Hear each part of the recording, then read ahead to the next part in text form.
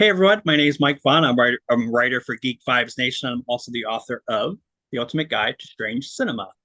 And I'm Dylan Gonzalez. I'm the editorial director for geekvibesnation.com and also a co-host of the Home Dance Film Festival podcast. And welcome to a new Video Attic new release roundup. If you're new here, first of all, welcome. What we do is we go back and forth. We talk about the latest home video releases. Some are good, some are bad, but you know what? We always have a really fun time talking about it and putting some of these really cool, maybe obscure titles, as well as mainstream, on your radar. So, um, with that being said, I am going to kick this party off. And I'm going to talk about one where it's the rare time when I'm actually more excited for the bonus movie feature than I am the regular feature. And that is The Terror with Little Shop of Horrors. So here is the back. We do have some really nice bonus features. We also have a booklet. Well, I'll show you the what's really nice is these do get individual discs and really nice booklet. This has a article by C. Courtney Joyner, who he's so awesome. We've had him on the channel before. Really nice guy, very knowledgeable, but really nice photos, really cool essay. I highly recommend checking that out, especially if you're kind of new to the Terror. This movie has had a really wild production history. It's went through many directors, including Francis Ford Coppola, which, if Corman and his sort of acolytes, it won't be a surprise that someone like Coppola shot some stuff for the Terror. But yeah, but they talk about that. Courtney talks about that in the essay. But just to sum up, Corman, in his usual fashion, wanted to make a really quick, cheap movie. He had Karloff contractually for some extra days. So they whipped together this script over the weekend, and basically, Corman was doing something else, so he got other people to sort of step in and direct. And I know I've covered Dementia 13, which was early Francis Ford Coppola film that was, facilitated through Roger Corman. So this movie's also kind of infamous for having Jack Nicholson looking very baby-faced. I mean, it's wild to think that he was like young, even maybe kind of attractive. And listen, if he's still your thing, that's cool. I'm not shaming anybody. But yeah, it's just wild to see a young Jack Nicholson. But anyways, I as much as I wanted to really like this movie, it's just very, very slow. I can kind of appreciate that it goes for this very surreal, almost dreamlike atmosphere, and this is sort of mixed in with like this high gothic overtones. All of that stuff works. I think it's just very plotting and slow, and it took me, actually, it's not a long movie, but it took me two viewings to get through it all. So as far as how it looks, I've never seen this film in a really nice restoration before. I believe this was like one of those like public domain movies where you would find them in like, anybody and everybody could put these out. So to finally see it in a really nice restoration was really cool. Again, visually, it's an interesting movie, at least. Maybe a little bit more on the second feature, but it's a little bit grain heavy, even for people that kind of like that grain film texture kind of thing. But you definitely can see where things have been like restored. There's not a lot in the way of dirt or scratches. The colors are for the most part really well balanced. So that was cool. And then we have a HD print of Little Shop of Horrors, which is such a, oh my God, I love that movie so much. And it was one of the first horror movies that my parents will let me see back when they were like still trying to like Mhm. keep me from horror movies and stuff. I was kind of like raised more on the original than the musical, although I appreciate the musical version. But yeah, I got to meet Roger Corman. That was such one of the coolest things ever. And yeah, so I attribute this movie to really stoking my love of weird cinema. And you can't get much weirder than a man eating giant plant. But as I get a little bit older, I recognize the satirical elements. It's just borderline genius in how it like satirizes stuff like the cop shows of the day and the sort of like beatnik crowd. And Dick Miller is of course in this, eating flowers, which is great. So yeah, this right away with this restoration, I noticed that the brightness is a little overwhelming at times. So I'm watching this on a 4K TV, and it's a little bit much, but it's never so bad that it's washed out. Um, Again, this is a movie where the prints were probably in pretty rough condition. The grain is very heavy at times with this as well. But I have to say, it really made me excited to see this in such a really wonderful, like detailed print. It was just kind of mind blowing because, again, I've only ever seen these in like very questionable prints. I think this was another one that maybe was in the public domain. Um, so yeah, just getting to see that really pop like that is so cool. And we have commentary tracks on both of these films, some featurettes, really loaded. I have to say, Film Masters, really, really nice. They did a great job. Again, just I don't know. I mean, the terror was all right, but gosh, it is so cool to have Little Shop of Horrors looking amazing. They both sound really good as well. I know I've seen some prints of like Little Shop of Horror where it was like crackly and like very poppy and stuff. So all of that's taken care of. And yeah, I think that this is so cool. I love that these got individual discs as well. They weren't crammed in on one. So yeah, good on them. This is a really, really worthwhile release. Yeah, Film Masters. I know this isn't the like year-end wrap-up episode or anything, but Film Masters has really proven themselves to be one of the surprises of this year, of just like a new label that came onto the scene. And pretty much every single release, they have like a bonus movie. I think maybe the Scarlet Letters, maybe the only one that doesn't have one, but Mhm.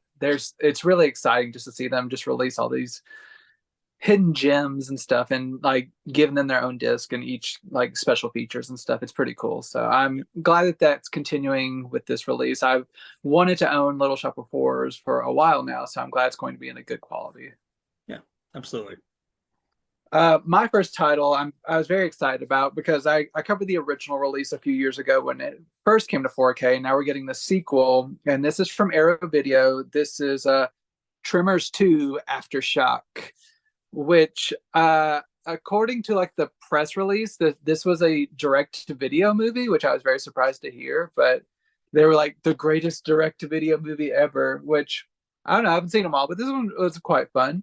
I'll just show off all the packaging. We have this, just the standard case here, and a single 4K disc, and a fold out poster with a graboid anatomy, so you can really locate all the specifics you want on these creatures.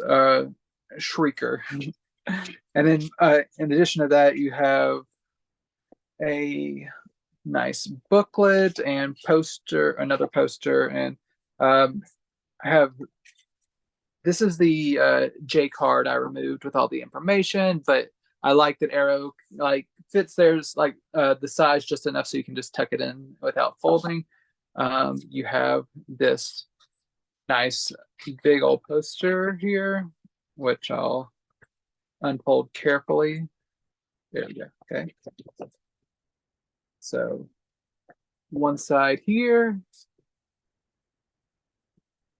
and then the new artwork on the other side. So there you go.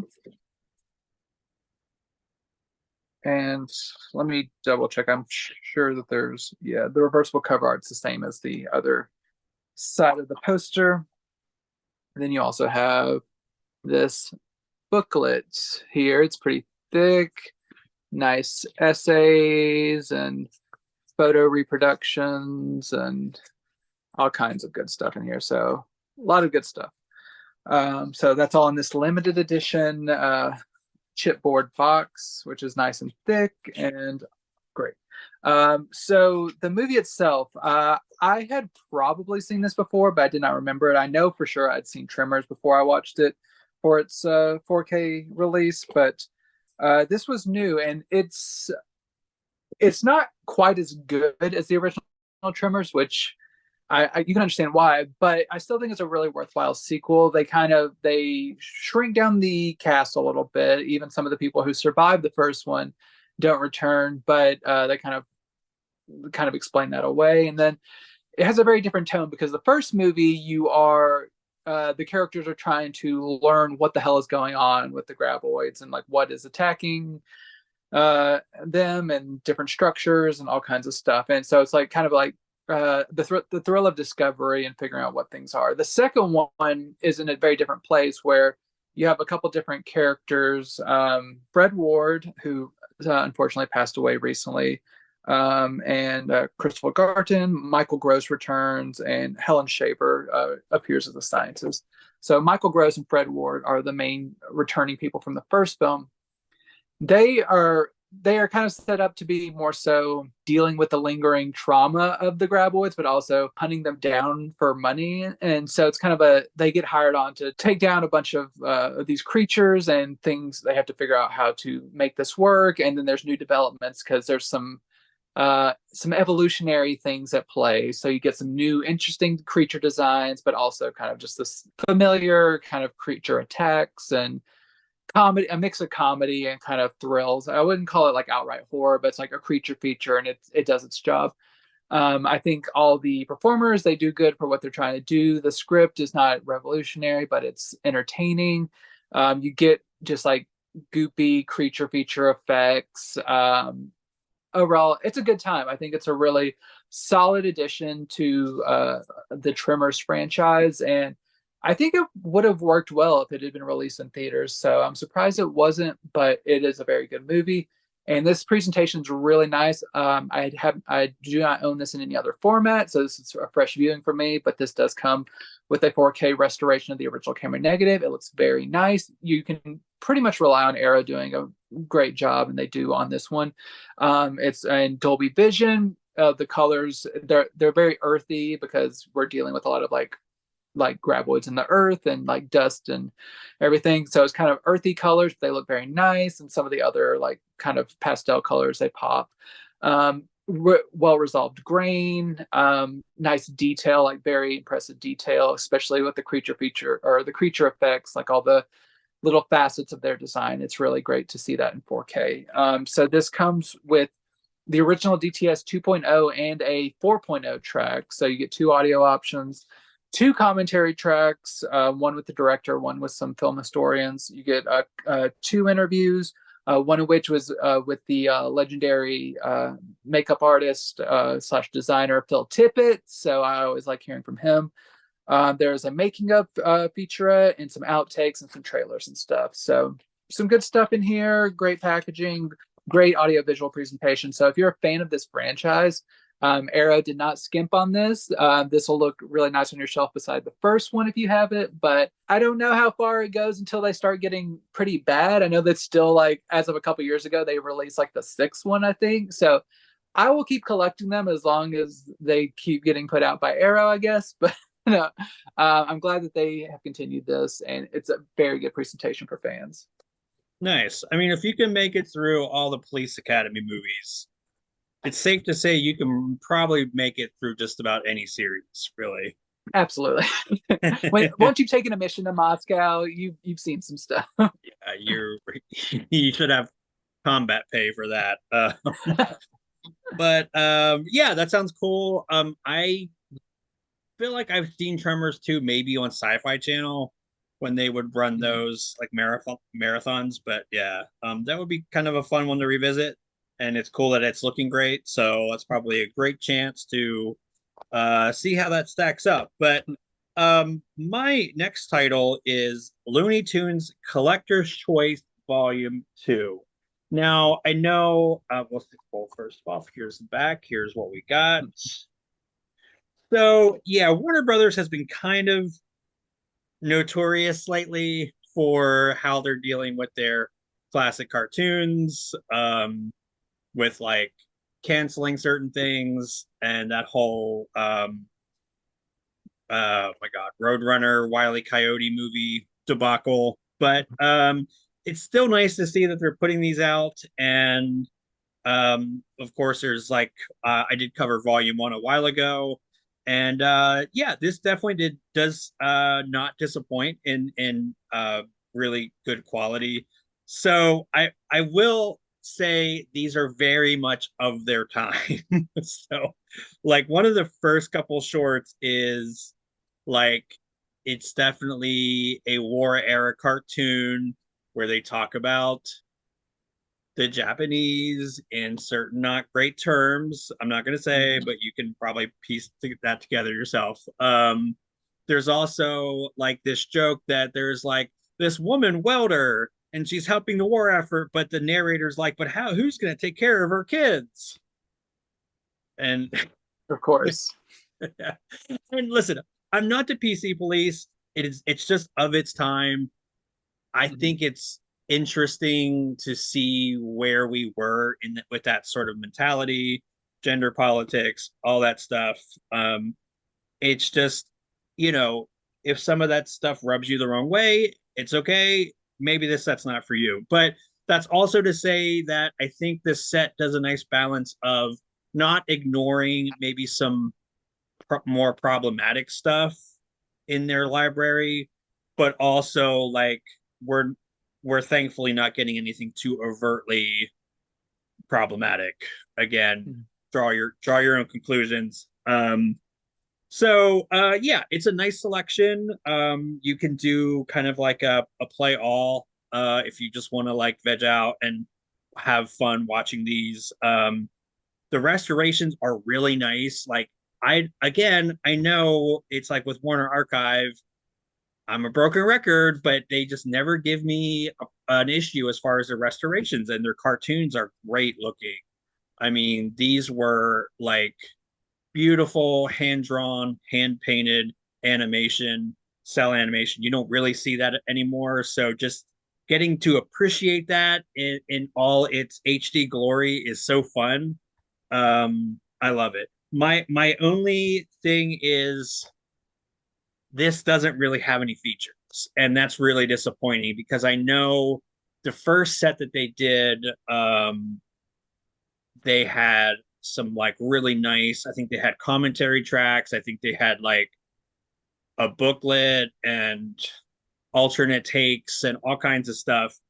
Um, it really you don't really get that. You just get the bare bones. You get the cartoons, but you get them looking great. So it's a little bit of a trade-off. It's not perfect, but it's pretty awesome. There's no I mean, I wish there would have been even just been a booklet or something, but again, I know that makes the price a little bit more whenever you have to include some stuff like that. So yeah, I mean, you get what you pay for, but also it's quality.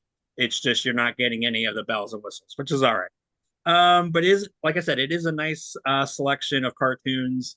I'm excited for volume 3, volume 4, keep them coming. Mhm. So yeah, not disappointed, but again, room for improvement. Mm. Yeah, I love that they're trying to really take the reins on this, like the Looney Tunes like shorts, and getting them out in proper quality. And I know fans have been kind of frustrated that there's been so many different lines, like the Platinum Collection, and Yeah.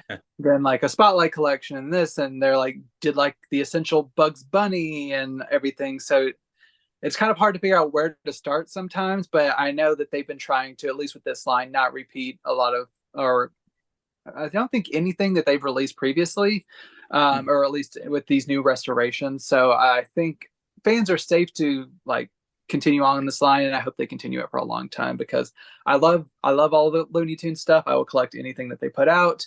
And if anyone's going to put them out, I'm glad it's Warner Archive because the mainline Warner they can be a little bit more hit or miss, but Warner Archive usually takes care of us. So I'm glad about that. My next title is from 88 Films, and it is a double feature of Long Arm of the Law 1 and 2. It comes in this nice chipboard box, and this does have a J card that I removed here as well. Unlike Arrow, this doesn't seem to fit neatly into the box, so I do not have it shoved in there yet, but you get two keep cases within this, so I'll show those each off. So you have the first long arm of the law here. And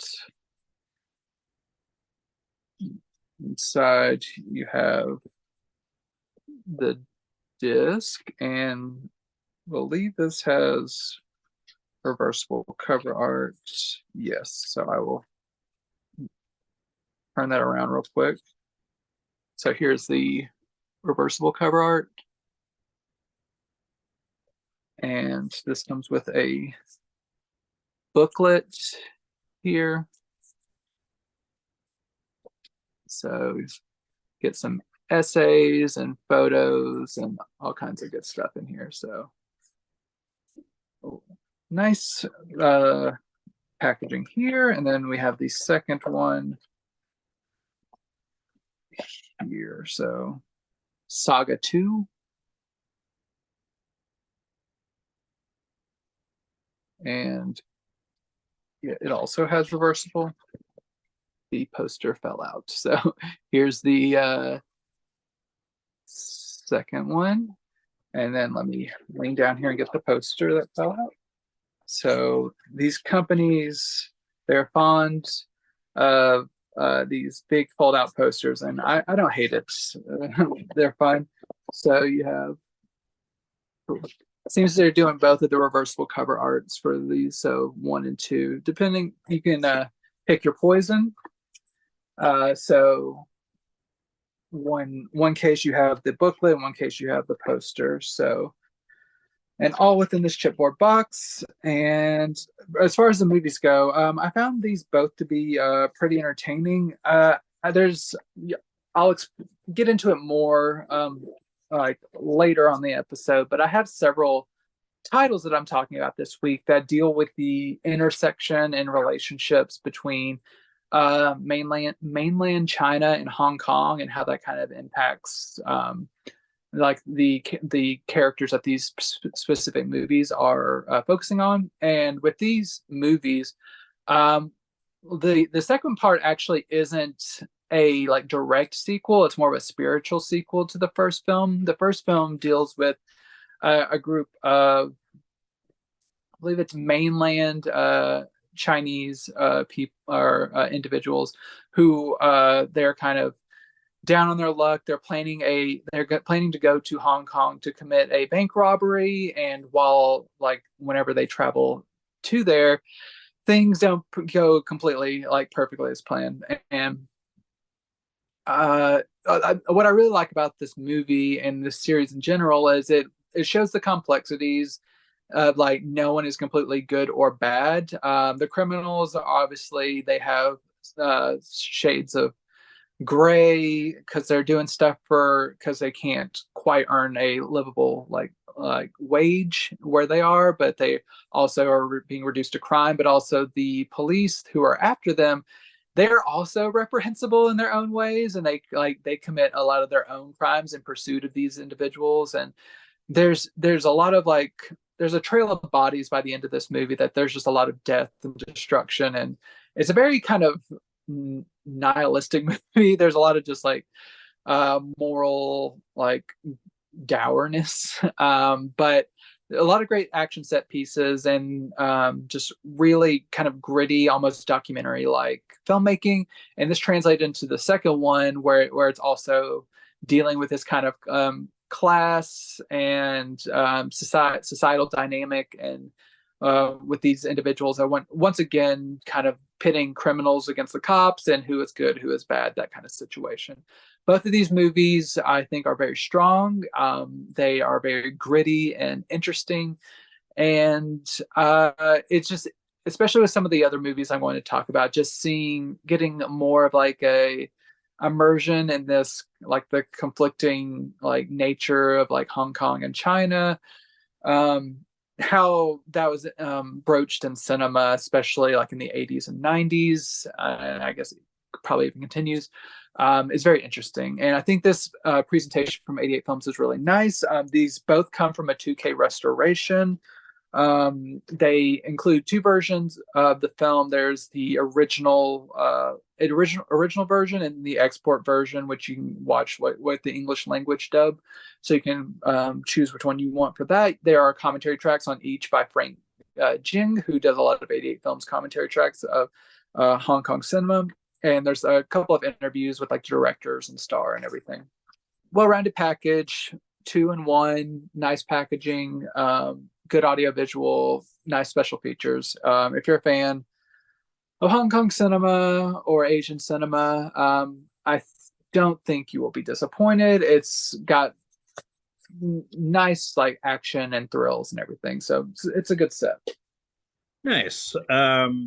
Yeah, that seems really cool. I like that, 88 Films is another label that has been really killing it as far as like really cool maybe like titles that would be kind of under the radar, but that's not the case with my next one. Mine is as mainstream as you can probably get, and that is the Office Complete Christmas Collection. Hmm. And here's the back. I am happy to say that, we do get commentary tracks, deleted scenes, some really nice featurettes.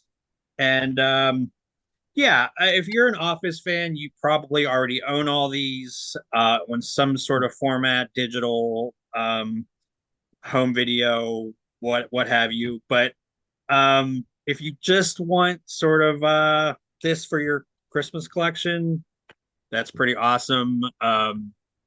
I probably don't need to really explain The Office to anybody. It seems like everybody's pretty much seen it or knows about it. But yeah, pretty much the Christmas episodes are always like the highlight. Mhm.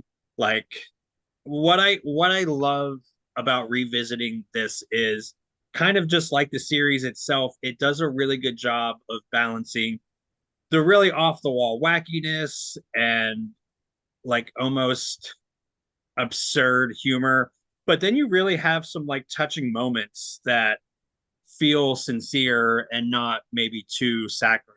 And one of the big things was like Dwight Christmas, for example, has the I don't want to spoil it for anybody, but the Nellie Toby relationship kind of comes to a head, or you have a Classy Christmas, which has some really touching moments, but also ends with a bloody nose from a snowball fight, and kind of everything in between. So I love that they can really straddle this line between, like, again, just off the wall humor, but it also has very touching moments. And I think that, that's a sometimes a hard balance to get. I know, like, when we review stuff, just tonal balance is really important. And sometimes when you're balancing two extremes, that's even trickier. But it's just, again, it's like the writing is so good here that that never seems to be an issue. So inside, so this is kind of weird. When I open it like this, it's like upside down. So Hmm. I don't know what to tell you, but it's 2 discs. See, this is nothing. This is like messing up my brain because I keep thinking that like I have it wrong, but I don't know. Let me pop these discs out really quick without breaking them. And then so this is kind of how the so it's like I don't know. But yeah, this is a fun set. I have like a box full of Christmas movies. And I usually only watch stuff like that like seasonally, so I will just like put them in one like designated box. So this is definitely going in there, but it's really exciting. Are you you're a fan of The Office, right? Oh yeah, I've watched it since day one, whenever it aired, and I collected them on DVD and then bought them again on Blu-ray. So I really love The Office, and they're like you said, their Christmas episodes are some of their best, and they like a lot of the emotional like big moments come around their Christmas episodes. Hmm. So I always love those. I'm comfortable with my Blu-ray sets, but I think that's a nice like Yeah, convenient way for someone to get some of the better episodes of the series, especially if they're just wanting something festive. yeah. And do you have a favorite out of the Christmas episodes? I don't mean to put you on the spot, but Uh, there's one. It's early on in the run. I'm sure it's on there because it should have all of them. But where there's like a secret Santa swap, and there's like mm. a really good like Jim and Pam dynamic with him trying to give her something that like very like sentimental, and she keeps like going for the iPod because she doesn't know, and Yeah, just how that eventually like ends up, it's just it touches my heart, and it's just like a really nice early moment in their kind of dynamic that kind of continues to grow. nice. So yeah, my next title is one from Lionsgate. We just talked about something with moral ambiguity with my release of Long Arm of the Law, and I wanted to continue that. This is the 4K Steelbook release of Young Guns, which this is the Best Buy exclusive Steelbook. So there is a standard version, but this is the Steelbook exclusive. So that kind of comes off, and then that's the artwork underneath. I think that this is one of the more inventive steel books I've seen in a little bit. And you also get these character cards here that look like playing cards, which I'll show those off here. So you have each.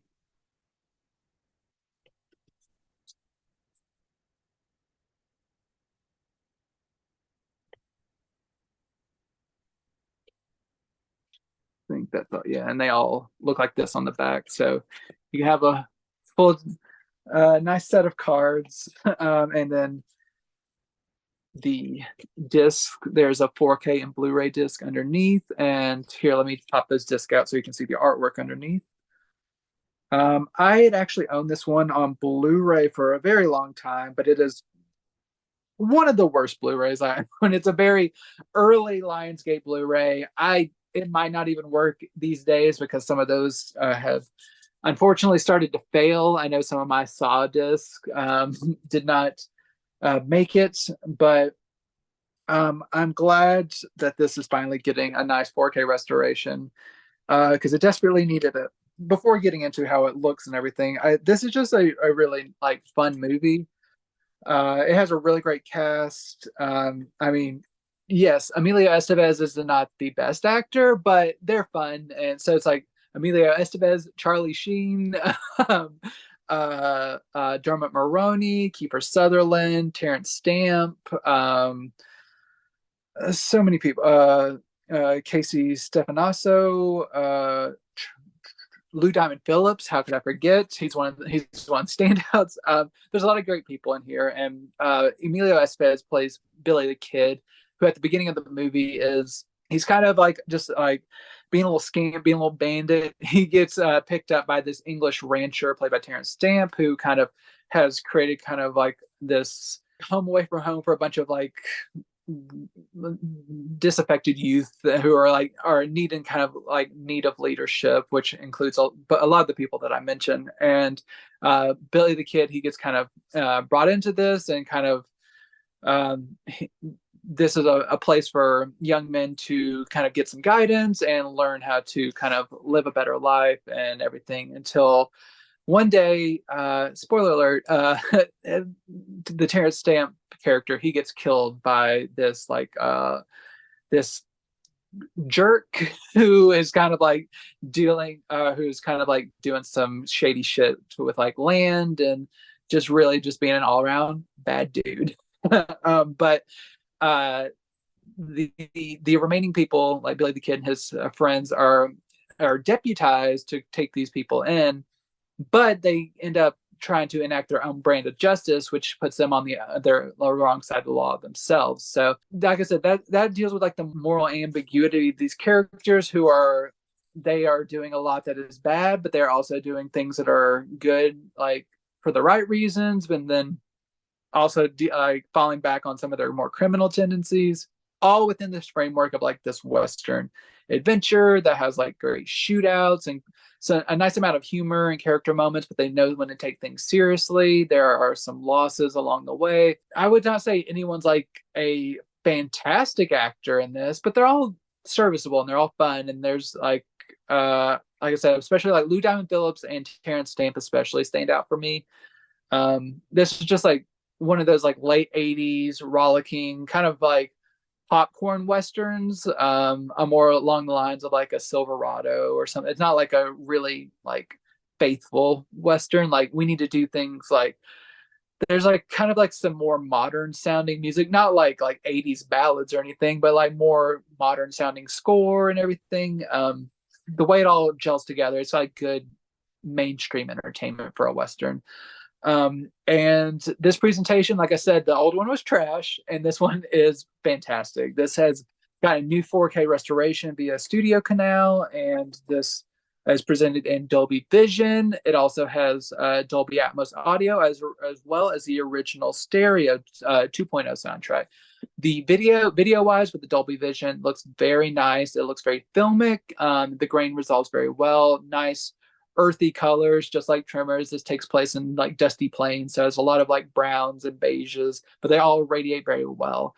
The Dolby Atmos, it sounds very nice and like they expand the original sound very very well with like the height channels where nothing's taking on the full weight of any of the sound experience, but it has like a nice immersive experience. But like I said, if you do want to hear the original stereo, it is included, and which I as someone like as any disc enthusiast I think will say they want the option for the original audio, but if you want to include an upgraded audio track, we will not complain. We will be very grateful that there's the option. There's also a good amount of new and archival special features. That includes a commentary track and then a new making of with like new interviews with the cast and creative team, and then there's some of the archival featurettes as well, and trailers and some deleted scenes and stuff. So overall, if you're a Young Guns fan, this is really great. I do like this Best Buy packaging, like I said, but even the standard, it has really nice looking artwork. I don't think anyone who picks this up will be disappointed. Especially these Lionsgate catalog releases, they've been very reasonably priced, like usually around $20 to $22 for a new 4K release is doing pretty well a lot of these times. So do not miss out if you're a Young Guns fan. They did a really nice job.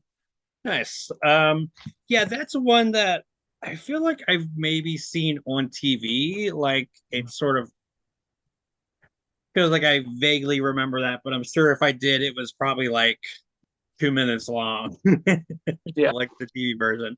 But yeah, and I checked Best Buy has that pre-order for like 23 bucks or something.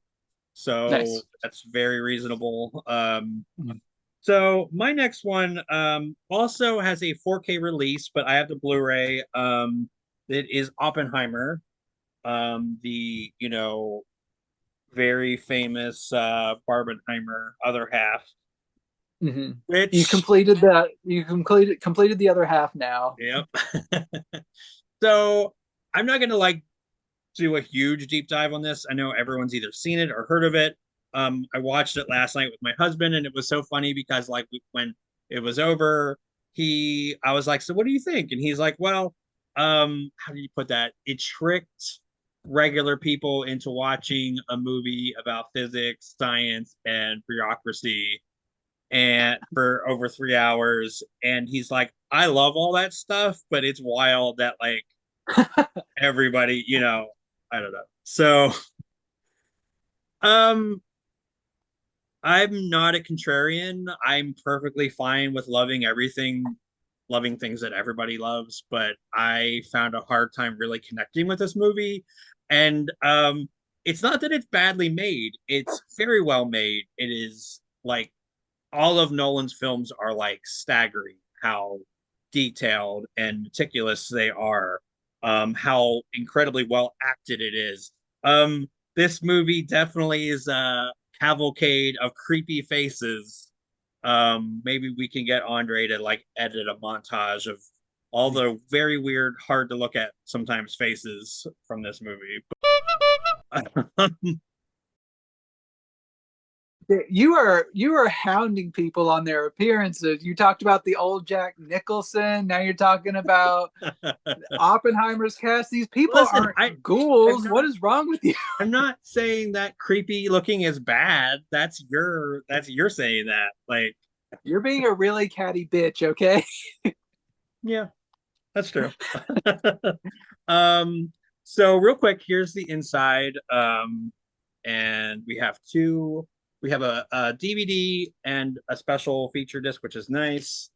Um, and yeah, again, there's a 4K edition of this. I don't know. It was very long, but I was trying to really get into like it is a lot of scenes of like committees and subcommittees and subcommittees and it, I don't know. I don't think that it's weird to say that it's not that I need action, action, action, or I need an explosion. I don't mind a slowly paced movie. I just politics, if bureaucracy and politics and stuff does not thrill you, it's just a little bit hard to get into. Like I did think that the science stuff was really interesting, especially since again my husband's like into all that. He's a scientist. I like how they dunked on math being stupid because I agree with that. Well, Einstein said that, so I'm in good company. But yeah, I mean, I do kind of love. Speaking of Einstein, I loved all those scenes with him in it. I love this whole thread of like, what did he say to piss off? What was it, Strauss, Robert Downey Jr.'s character? I mean, that kind of through line throughout the like threaded through the movie, I thought was really cool. So yeah, I'm not dunking on this movie. I don't think it's extremely well made. It just I didn't necessarily connect. But I think I like Barbie a lot more. But I don't know. That's just me, and that's okay. I don't know. It just didn't really connect with me. But I will say, it looks really great. I did notice where like some of the like the blacks could have been a little bit deeper and more like I don't know, richer looking. But again, this is like not a 4K release, so that probably would have been a little bit better. But I mean, honestly, I feel like I can't speak to a 4K release, but it's probably only just marginally better. But if you, I thought it was perfectly fine, you know, up converted from Blu-ray to on a 4K player. So um, it just depends. If you're not 4K capable, this is perfectly fine looking. Sounds really good. I do love the wealth of special features like that. That's really cool. Like I appreciate Universal for really letting Nolan sort of cram this disc full of like really cool features. And again, I think they do offer sort of a better understanding of the time and the place and Oppenheimer. And I will say that, you know, it did help me kind of appreciate that character and the movie a little bit more after watching all the like the special features. So really appreciate that. So yeah, it is a good movie. It's just really it's definitely like not my kind of movie, but like it's definitely not bad by any stretch. It just didn't really connect with me. I'll just say, as someone who does have the 4K, it is fantastic. So if you can find it, definitely seek it out because it's been in like high demand and short supply, and it's been sold out everywhere. But if you can find it, definitely recommend it. You're like Uh, nana nana boo boo. Look what I well, got. I'm, I'm, glad you didn't get it because I like the movie, so I got the 4K. You stick with Blu-ray, okay? Because you don't like it, and it doesn't matter. My next title is another. We spoke earlier about new labels this year that we love. This is another one of my favorites. This is from Radiance Films. This is Messiah of Evil. And speaking of short supply, this one, there was an even like more lavish edition of this that got sold out, and they had to make a special reprinting of this special edition.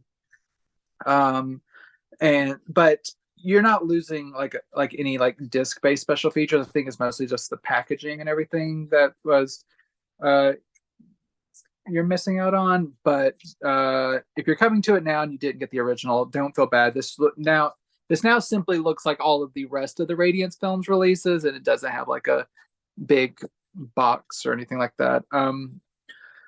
But this one, I was especially intrigued by this after it did sell out so quickly, and I wanted to see what people were so excited about. And after watching it, I kind of get it. It's an interesting movie. So here's the reversible cover art, and then you have this nice booklet here with essays and photo reproductions and all kinds of good stuff. So Messiah of Evil, it's a really creepy movie. Of course, horror sells well and makes people go crazy with physical media. But it's about a young woman who goes to this kind of remote seaside town looking for her father. But when she gets there, she starts to. This is more of a streamlined version of the plot because it's more like atmospheric, and you kind of come to learn more about this. But there are this cult-like community there that cries blood and are basically acting like the living dead. It's very reminiscent of like some of the Romero atmospherics, but it's hard to kind of explain exactly what makes this one so effective, but it's just very good at creating like tension and atmosphere. And just there are certain moments that come about that they're just filmed or delivered by the performer in a certain way that's just kind of like kind of feels a little bit surreal. There's especially like this early on in the movie, you see this this character who doesn't seem quite all there. He kind of seems a little bit mad, and you see that he has like bodies in the back of his truck, and he picks up this woman later hitchhiking, and he just like talks about eating these beach rats and stuff, and like holds up a rat and just like starts eating it and stuff, and you're just like, what the hell is going on? Luckily the girl gets out of there pretty quickly, but just like the surreality of some of these character interactions just really throws you off balance. And the way the movie uses its characters, it's not in a precious way. It's not protective of certain characters where you might just all of a sudden start following a different character that you're like, oh, that's the end of that character. And it's just kind of like it seems like it's playing by its own rules. Not that this is the first movie to like do some of these tricks or anything, but the way it all comes together, like stylistically and on a performance level, and like with the direction, all of it just comes together for a very creepy movie. And it might not have as much like shock value as some movies, but the way the tension builds in this one, especially there's a scene at the end with like a movie theater that slowly gets filled up with people. It's just like the way that keeps building and building is just, it's chef's kiss, because you just kind of feel like, okay, you're a little uncomfortable, and then you like look back and you're like, okay, you're a little bit more uncomfortable, but it just kind of like starts to become overwhelming. It's really good. So if you're a fan of horror and you haven't seen this, especially like atmospheric kind of like slow burn horror, I think you'll really like this one. And this came out from Code Red several years ago, but this is now coming with a new 4K restoration of the best surviving preservation elements, which means it's not perfect. There are some deficiencies still remaining because the surviving preservation elements are not pristine, but they have been cleaned up and they look very nice overall. It's a very consistent appearance. It's clean, but not really clean. Like it's not like scrubbed. It has like its film grain and everything. It's just a very nice presentation.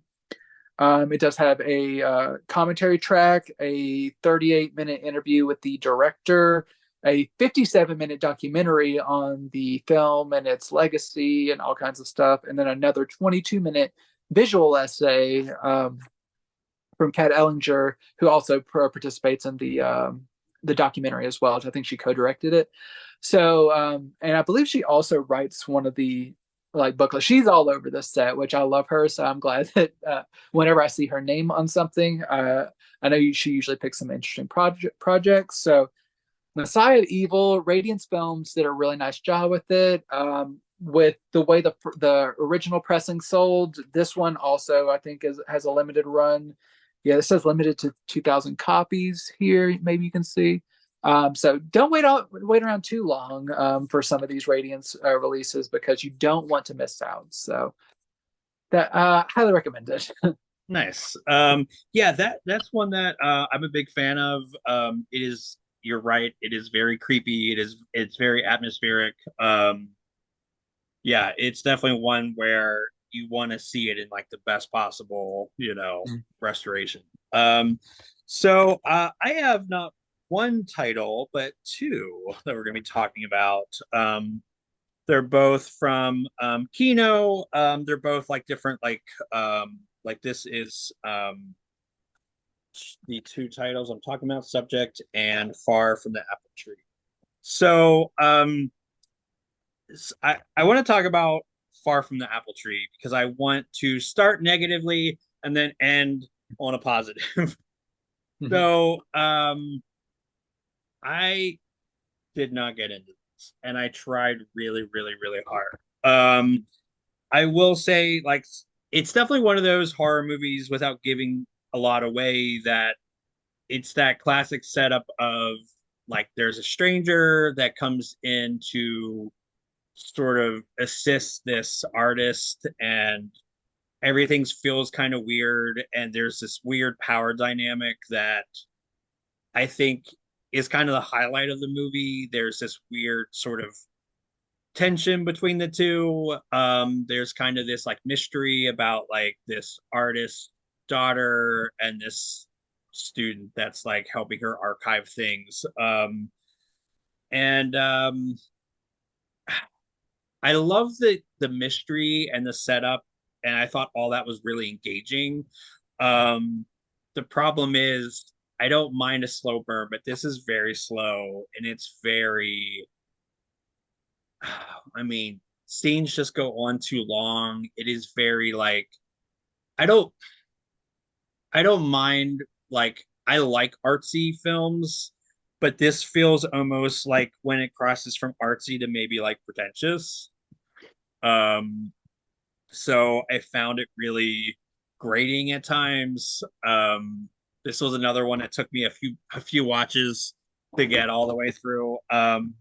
Again, I'm not completely like shitting on it. It visually, it's for the most part pretty good.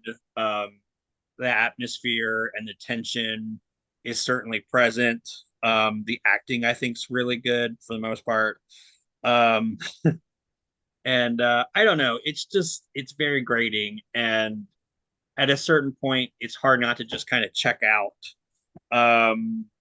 But it's fine. This does have some extras, which I appreciate as well. Um, this is definitely one of those very lo-fi movies that I'm probably would have benefited from a Blu-ray release if I'm like instead of just being dumped out on DVD. But maybe there's probably, I mean, I can kind of understand why they don't want to sort of invest in the DVD or a Blu-ray for this one, but it's fine. Like I'm not being a bitch. I'm just saying I'm just, it did not speak to me, but there were aspects of it I did like. Um so Subject is the subject of the next documentary, and it is very meta because it's a documentary about subjects in documentaries. although they say that maybe calling them subjects is maybe antiquated.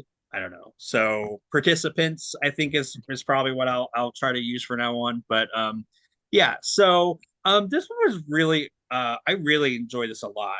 I love how it examines the ethical maze that filming and basically exposing someone's life for mass consumption, and how this can be used as uplifting and in certain maybe true crime circles maybe even vindicating somebody's innocence, and it can have a really profound impact in a positive way, but also how something like this can also have the opposite effect and be very devastating and very scarring for the participants in these documentaries. And it never really gives you easy answers, right? It's not like one of the things they explored that I thought was really fascinating was, and this is in context with the documentary Hoop Dreams. Have you seen that one? Yeah, it's been a very long time, Okay. probably 25 years, but yeah, it's been a Yeah, so they talk about, they have the main participant in that movie talking about his experience and what it was like filming that. And this branched off into the wider conversation of who gets to tell these stories. And again, in relation to Hoop Dreams, it was a, Caucasian person telling this story about inner city basketball, and you know how and who should tell these stories. And again, it's very nuanced and interesting, and it's I don't know, I just think that it's so fascinating. And the thing that kind of blew my mind was, have you seen Capturing the Freedmans? I have not.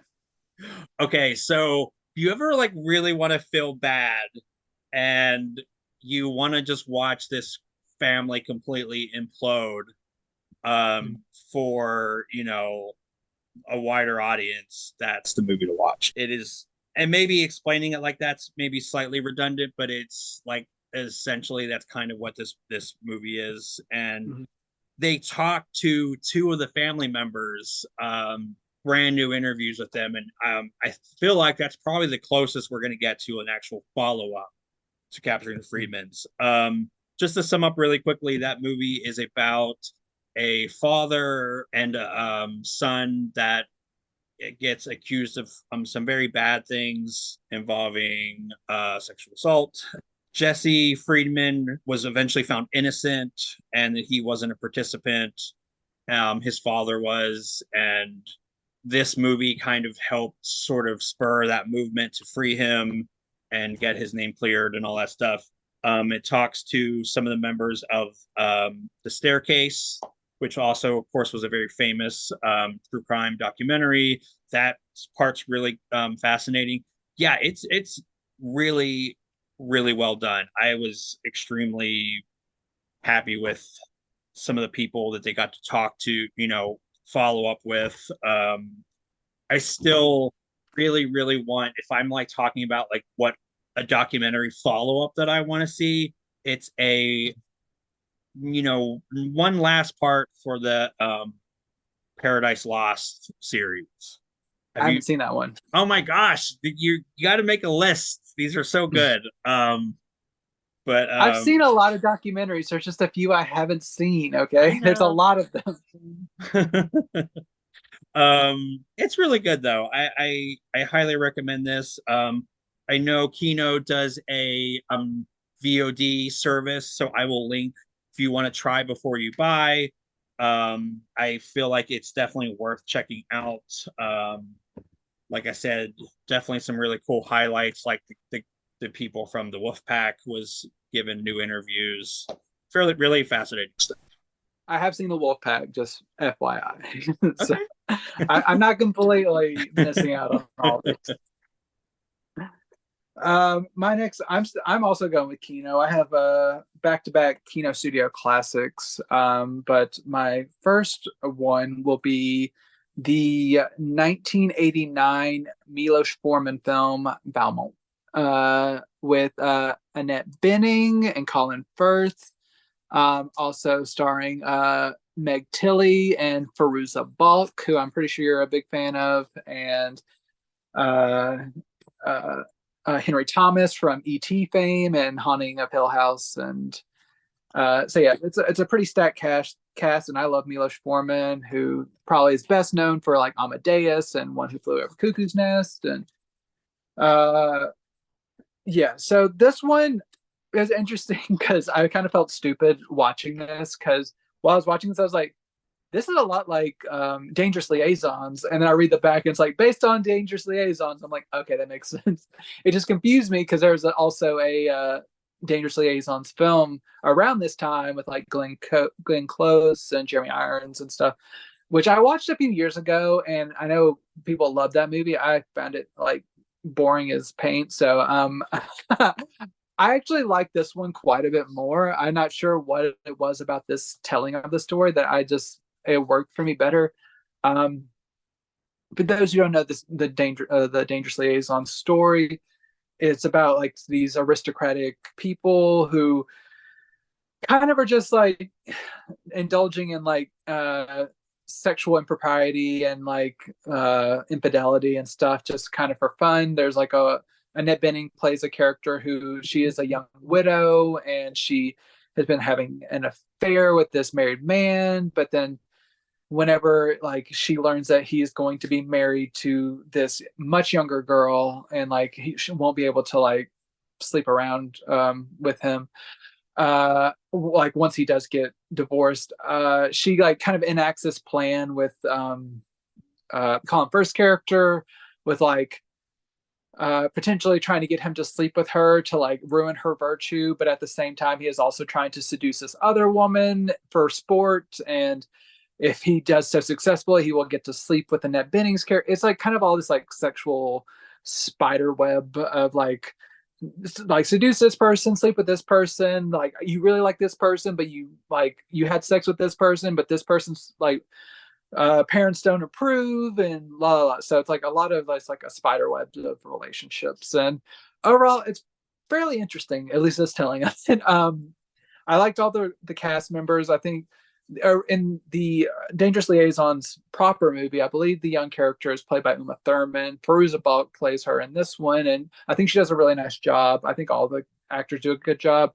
Milos Forman, he does a really amazing job of just like keeping like a good focus on character, but also having like a nice period piece production, and everything looks like accurate and nice, and all of the technical elements just coming together for a pretty engaging story. There are some slow moments. This is a pretty long film at like 2 hours and 17 minutes long.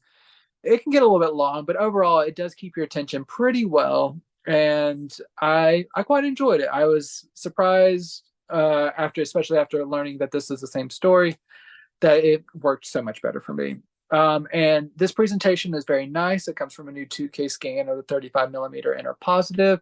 It's a very consistent, clean looking transfer with the film grain intact, but really bold, bright colors, nice detail on like the period, like costume designs and the production design and everything. It's just a really rich picture. This does come with an audio commentary track from film historian Daniel Kramer. There's also a archival commentary or archival interview with Milos Forman from 2000, which runs 15 minutes long. So that was a little bit before his death, I believe about 10 or 15 years before he died. And there's also a theatrical trailer. So if you're a fan of like kind of period intrigue, court intrigue, that type of stuff, you could do worse than Valmont. If you struggled with the Dangerous Liaisons like I did, maybe try this one out. If you didn't struggle with it, you'll probably still be in good shape for this one. So I think it's a winner either way. So Valmont, Kino Classics did a really nice job with this one. Yeah, that's awesome. I do like the Dangerous Liaison, so I definitely want to check this out as well.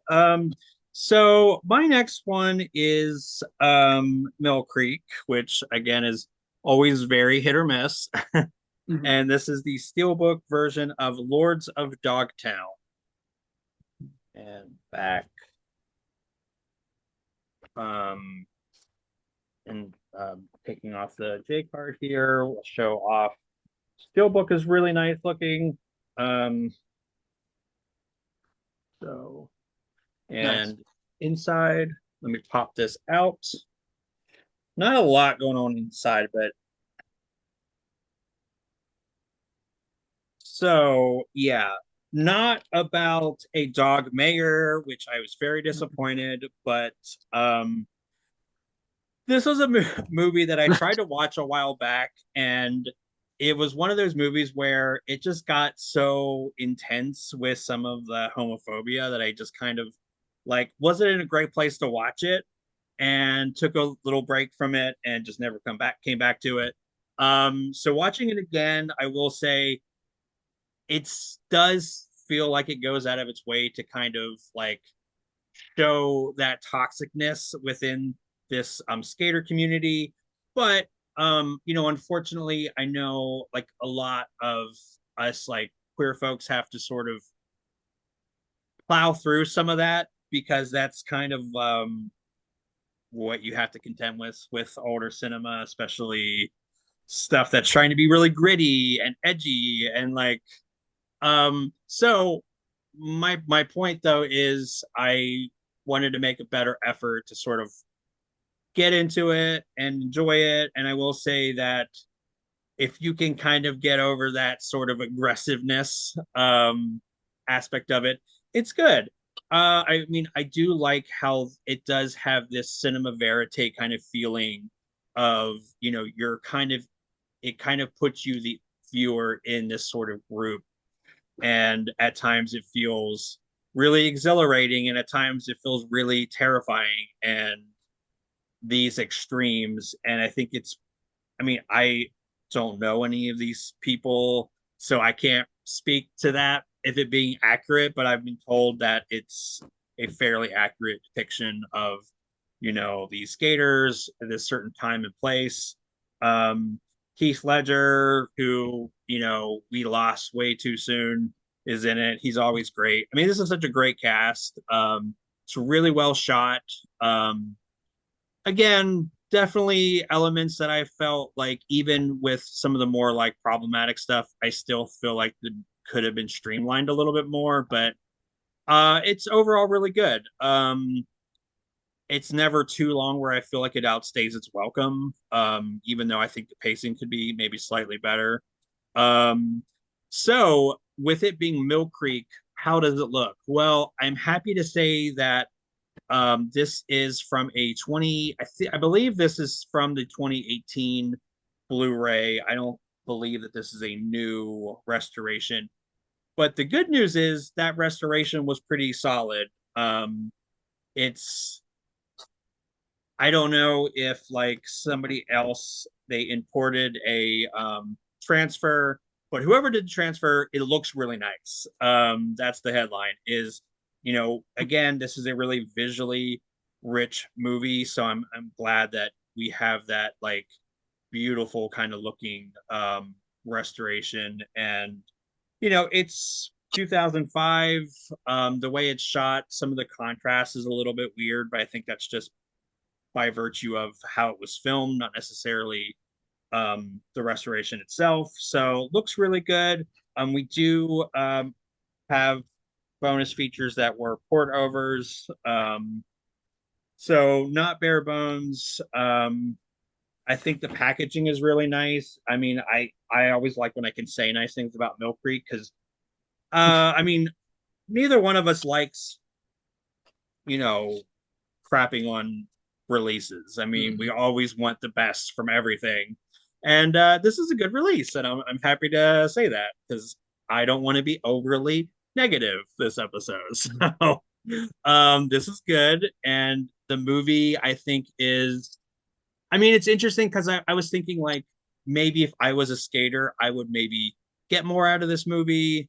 Um, but even still, I feel like the filmmakers did a good enough job where I can kind of still see the human drama within it, not necessarily my relatability to that scene. So, Yeah, I whenever you like messaged me that you had gotten this in, I sent you a message. I was like, I was weirdly obsessed with this movie as a teenager. I don't know what it was about it that I watched it several times. I watched it in theaters and I got the DVD and I watched it several times. And I don't know, just it was. I'm not a skater by any stretch of the imagination. The one time I tried to skate, I broke my arm, and it's just no, Oh, thank you. But uh, there's just something about this movie, and it wasn't for all the homophobic aspects, but it's yeah. just something about this movie that it just like it had a real cool hangout vibe, and just like the skating was shot very well. This was directed by Catherine Hardwicke, so I like that there is a female voice behind like this toxic masculinity. Also, just kind of like helping guide it a little bit. It could probably been it probably could have been a lot more gross. I haven't watched it in a long time. I'm excited to revisit to see how I respond to it as like more of an adult. But I'm glad to hear that Mill Creek did not screw it up, and that it Yeah. is a pretty decent transfer. And I like the steelbook packaging. So uh, yeah, it's just one of those weird ones for me that I was very intrigued by when I was a teenager. So I'm glad it's getting a new release. So it gives me Nice. an extra excuse to revisit it. Yeah. I was like wondering if we were gonna get like a Sneak Attack 4K release next year. So I know they've done that before where, it's Yeah. This is a Sony title, so anything is possible. I don't know. It just seems kind of an odd one for 4K, but I would welcome it. But I don't know. Well, I'm still waiting on that Miami Vice one that you showed off ah. like earlier. I was like, we're probably gonna get a 4K soon. I'm still waiting, so who knows about that. Depends on how badly you want to watch it if you want to buy it now. My next title is, like I said, from Kino Studio Classics. This is from 1976, and this is an adaptation of F. Scott Fitzgerald's The Last Tycoon, with Robert De Niro and a cavalcade of really interesting performers. I will name off some of them. So you have Dana Andrews, Tony Curtis, Angelica Houston, Ray Milland, Robert Mitchum, Jean Moreau, Donald Pleasance, Teresa Russell, and you mentioned an unexpected Jack Nicholson. Unexpected Jack Nicholson is in this. I almost interjected and be like, I had that too, but no, there's unexpected Jack Nicholson in this one, and so this was 76, so it's still pretty young for him. But this one was especially interesting to me because this is loosely based on the real life of the MGM wonderkin Irving Thalberg, who was kind of Louis B. Mayer's like right hand man slash like finger on the pulse. He died unfortunately tragically young, and what was weird timing about watching this movie this week is I also I listened to this fantastic podcast called You Must Remember This. If you watch this show and you love classic film, you need to be listening to this podcast because you get all kind of like the dirt on old school Hollywood.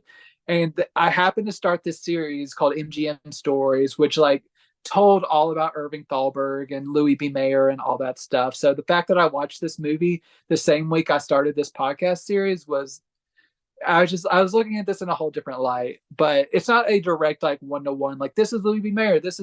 You can go to Mank for that, but this is kind of like a loose adaptation. And Robert De Niro does a really nice job in this Irving Thalberg esque role. He plays a every time you do De Niro, it's perfect. I cannot praise it enough. He plays, unlike the real life Thalberg, he plays a character who he is a widower, so he is kind of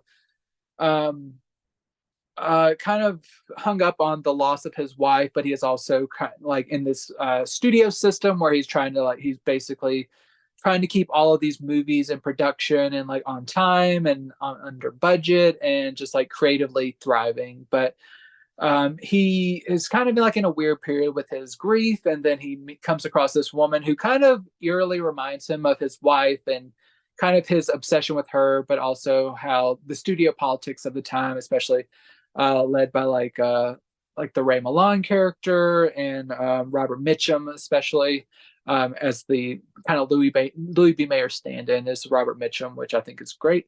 Um, so there's a little bit of studio dynamic politics. There's a little bit of lost love slash like the ghost of love's past, not literal ghost, but just like emotional ghosts and new romance and how that kind of like impacts him. And he's just kind of trying to come to terms with his grief and what he wants to do within this system and what he's doing with his life. Is it perfect? No. The source material this was based on was unfinished by F. Scott Fitzgerald because he died before he could finish it. And similarly, this movie is kind of unfinished as well. It's not unfamiliar and like for us to kind of, especially in modern times, just kind of like leave off on like a point where a lot of audiences members, i.e., like my mom, who is probably watching this video, they got like her and her husband call those like Hitchcock endings because they just don't end. They just kind of like they just leave you hanging basically. So that's kind of her shorthand for this, and that there's kind of a little bit of that here. There's kind of a Hitchcock ending, but I think it overall works for me and how it's kind of constructed and everything. I I was going with the vibes more so than like maybe some of the narrative deficiencies may have gotten overlooked by kind of like the production value because this I believe this is it's an Elia Kazan film who's a fantastic director. He did like On the Waterfront.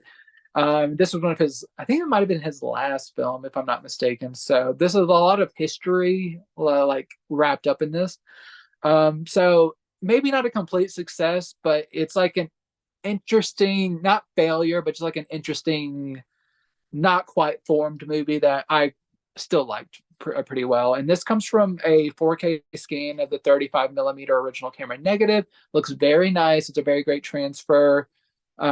This comes with an audio commentary track from film historian Joseph McBride, who gives a lot of great like old school Hollywood history to this, which I was kind of alluding to with some of like I was listening to that podcast, but also this commentary track gives a lot of those parallels as well. So I'm glad that was included. It also includes some trailers and everything, but I'm glad they at least had the commentary track. So The Last Tycoon, especially if you're interested in old school Hollywood filmmaking, I think it's worth checking out. Even if it's not perfect, it's intriguing. Nice. That's awesome. That is definitely one of those movies that I heard a lot about, and I definitely want to check out that podcast. Great recommend. I will link where you can check that out as well in the description. So my final title, I saved a big one for last. And this was one I was very intrigued by, and that is the complete series of Leave It to Beaver. Ward, you were a little hard on the Beaver last night. Yeah. Yes. So interestingly enough, I was like, because I want to be classy, especially since your mom. Hello, Dylan's mom. I'm gonna keep this clean. This is a clean family show. I looked up because I'm like, it is hard not to like giggle at some of the innuendos in this. So I was talking to a friend of mine about it. He's like, well, when did, Beaver become a euphemism? And I was like, good point. So I looked it up. It's been a euphemism for that since the 20s. So I I don't know. It's a choice. It's interesting. They knew what they were doing. They knew what they were doing. You think? I mean, yeah, I don't know, but so I honestly have never seen the show really. I've seen clips, the old jokes, but never really kind of took time to watch it. So just to give you an idea, so here is it's like a gatefold situation, which I think I prefer, and then so you also will get the episode list in here. I mean, I kind of like a booklet for that, but that's fine. Yeah. There's really so let me get into the show. It is very interesting. Just from this was like the ideal American family in the 50s. It's very homogenized. It's very sanitized. It's it almost feels more like a fantasy series, like Bewitched or I don't know, insert any, show like that. And because it's like this is like the quintessential sort of 50s ideal, mom stays at home, she vacuums with like a dress and pearls on, nothing really ever bad happens. And yeah, I'm being a little bit like cynical and everything, but I do think the writing is pretty clever.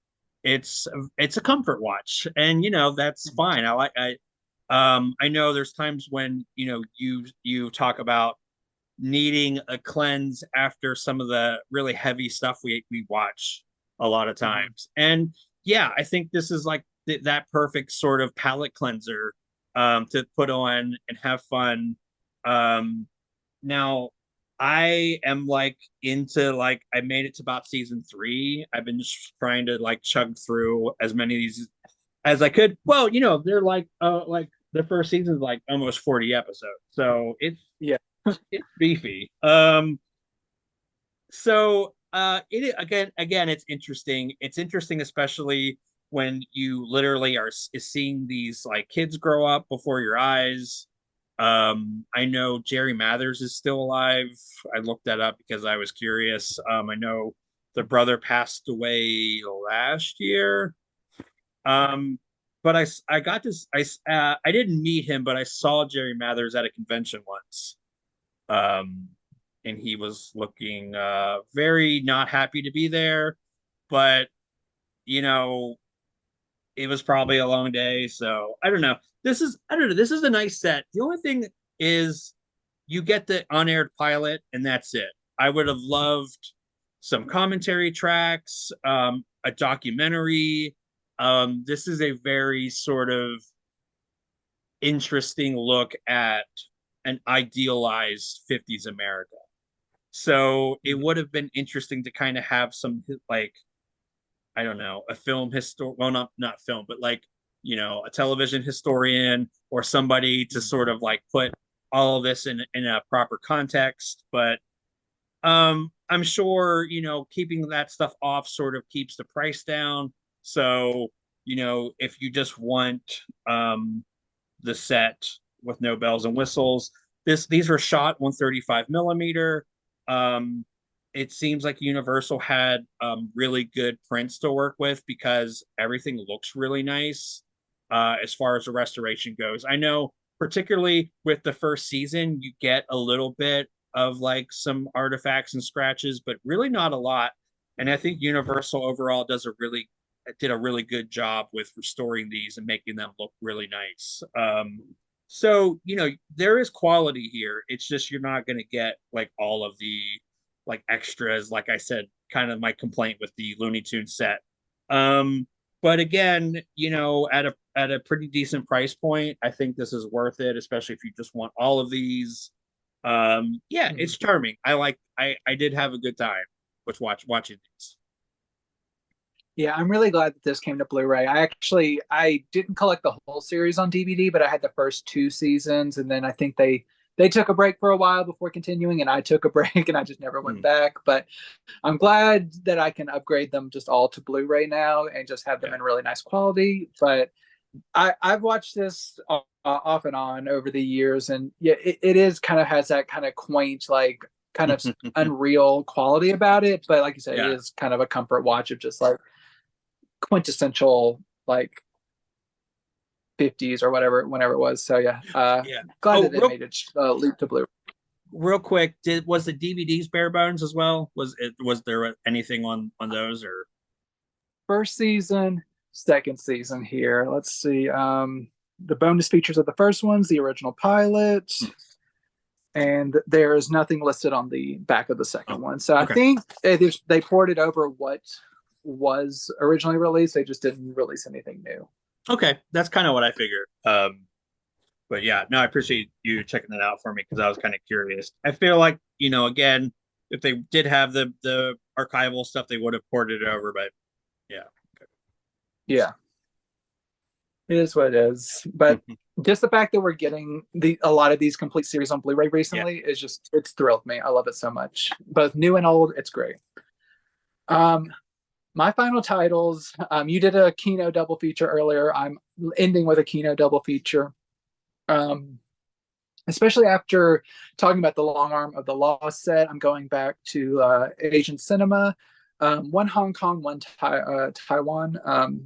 So I'm going to start off. These are both from Kino Lorber and Metrograph Pictures, and the first one I'm going to start off with is Goodbye Dragon Inn, which I believe this was from the early 2000s, if I'm not mistaken.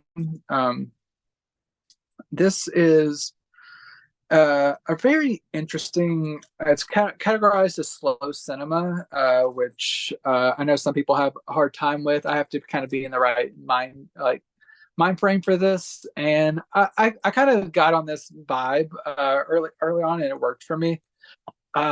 This is takes place entirely. Oh, at first I didn't know what this was, and I got really scared right off the bat because the first thing you see is a martial arts picture that's in like a very bad quality, and I was like, oh shit, is this going to be like a terrible transfer? But then you quickly realize that you're in a modern movie theater of someone watching this, and I'm like, okay, that makes much more sense. And then it is a really nice transfer. But what this whole experience is it is the final screening of like this movie theater before it closes. So it's just this movie theater that has a kind of like a weird assortment of patrons. There's probably about 10 to 15 people who show up over the course of the night. And in the final film that is being screened is the original film Dragon Inn from the 1960s. So that's being played throughout, and then you kind of get to like experience the last night of this theater. And what you soon come to learn is the reality of this theater is not quite like it's not like a like strictly Lynchian reality, but it is kind of has kind of like a that almost flavor. Like it's not sci-fi or anything like that. Not that like Lynch is always sci-fi, but like it just kind of has like an oddness to it. Like it tackles a bunch of it's kind of a love letter to cinema, but also kind of like an encapsulation of just some of the things that people are annoyed by cinema. Like you'll see patrons, like a person trying to find like the perfect seat, and then each time they go to a place, there's just something annoying them. Like they're first annoyed by someone just like chomping on some snacks behind them and stuff, and you just settle on their face for a while, and you just see them experience that until they're finally like, okay, I'm going to get up, and they go to another seat, and then you see someone like putting up their feet right next to like your head, and then like someone just randomly, like the whole theater is almost empty, and you find the person that comes and sits right by you, and it's just kind of like that weird energy of being in a movie theater, but that's kind of great, but also kind of like frustrating sometimes. But there's not like an exact plot to this. There's a lot of like individual moments. Like there's just one plot of this theater worker who she kind of has these like crutches kind of, and she's trying to just basically she spends the whole movie trying to make her way through the theater to go bring food to the projectionist, and just kind of her journey along the way. But then you also just kind of get little moments with the individual people. But this is actually largely nonverbal. Like you get dialogue from the screen, like you get subtitles from that, but as far as actual dialogue between characters is very minimal. There's a few lines, and you kind of like understand, you do come to realize yourself that this theater is not quite like our reality, but then it's also kind of like there's a little allusions to that as well and stuff, like, but it's more so not like, it's kind of more like the ghost of cinema is in this space instead of like literal ghosts are haunting it. But it's just kind of like a really odd experience. But you have to have patience for this one, even though thankfully it's not overly long for what it is. It's like it's an hour and 22 minutes, so they don't drag it out too much. But not, if you ask me like what happened in this movie, which I'm trying to explain, I wouldn't be able to say like something that sounds super compelling. It's just like very small moments that are just more so a mood, and you just kind of have to be on that wavelength of just like appreciating like the power of cinema and like the space of a theater and just the slowness and just deliberate nature of things. I found it very fascinating. It's probably going to be hit or miss for some people, but people who love it, I think, will really love it. And it's a really nice presentation. This does come from a 4K restoration. It comes with a commentary track as well as a 7-minute intro from a film historian who kind of gives some context to things. There's also a 2019 short film from the director included here called Light. And if you're not afraid of slow cinema, Goodbye Dragon Inn. It's a weird one, but I think it's overall worthwhile. Much more kind of like straightforward, but also its own form of kind of like anarchy, like cinematic anarchy. Is Made in Hong Kong, which is made in Hong Kong, but it's it's also kind of dealing kind of like with Long Arm of the Law, the fallout of like the like Hong Kong and mainland China and how that's kind of like puts certain classes at a disadvantage of how like kind of the wealth is distributed and everything. And this but how this kind of tackles it is the main character, he is kind of like a low level thug slash like money collector, and you kind of see him going about his life, and his mom doesn't really approve of his choices, and he kind of one of the people he's supposed to collect money for, he starts to become like tries to get into like a romantic thing with her. It's like this young girl who you learn has like some medical issues, and how that kind of impacts his life of just he's just kind of been moving along with like